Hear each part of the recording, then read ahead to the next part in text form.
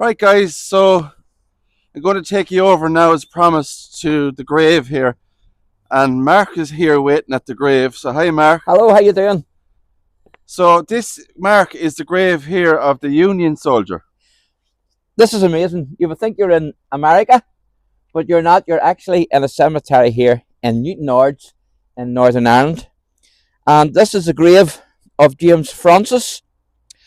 James fought in the 69th New York Infantry Regiment, which was part of the Irish Brigade.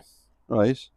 Now, there was other regiments, of course, within that Irish Brigade. Yeah. There was the 20th Massachusetts, for example. But at the Battle of Fredericksburg in 1862, during the attack, the assault on Marie's Heights, the Irish Brigade actually lost over 500 men. Wow. During that battle, so it was a bloodbath.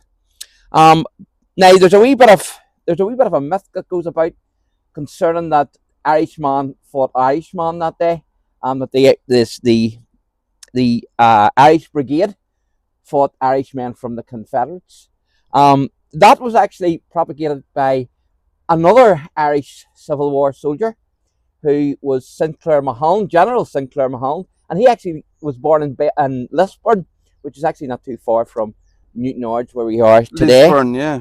So there was some say that it was just a myth, that's not actually true. But the 69th, of which James was part of, was known as the Fighting 69th. And of course, James himself joined up later in the war. He joined up in 1864. The American Civil War lasted from 1861 to 1865.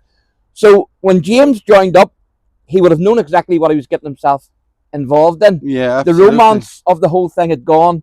People were dying, and so James would have knew exactly what lay in store for him. But he survived, and he came back, and he lived till he was 80, as you can see from the headstone, and he died in 1921. So this is where he's buried. Is the NY there? It stands for New York. New York, yeah. New York Infantry. That's the 69th New York Infantry. So there you go, guys. A lot of history there. Soldier, Union soldier.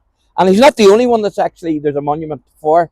There's a monument. There's two monuments in Antrim town, which is not far from here either. Yeah. One's for a Confederate spy. He set that up for his own family. He was sent over by the Confederate Army here to dissuade Irish men who were emigrating to the New World from joining the Union Army. And then there's another gentleman who was killed in 1863. His family's from Lorne, and they're buried in Antrim as well. And both these men are actually mentioned on the gravestones. Oh, very interesting. And nobody would actually think, when you walk into a beautiful cemetery like this, that you see a grave of a soldier, who fought in America. Yes, and James's relatives actually done a ceremony at the grave here. Did they? Yeah. So there you go, guys. Great history, and thanks, Mark, for filling us in on that information. No problem. And Mark is full of knowledge. So this is his hoodie, the Church History Trail, Mark Porter. So check him out on YouTube. Thank you, guys. And subscribe. He's very knowledgeable and does a lot of history stuff as well.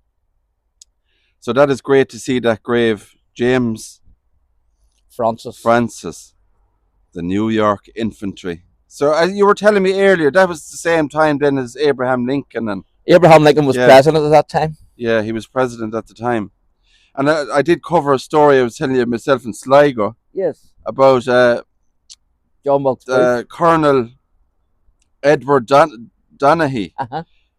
His parents are buried in County Sligo in the cemetery, and he was responsible for the capture of John Wilkes Booth, Lincoln's assassination that time. So here we have something, of course, connected with Lincoln as well.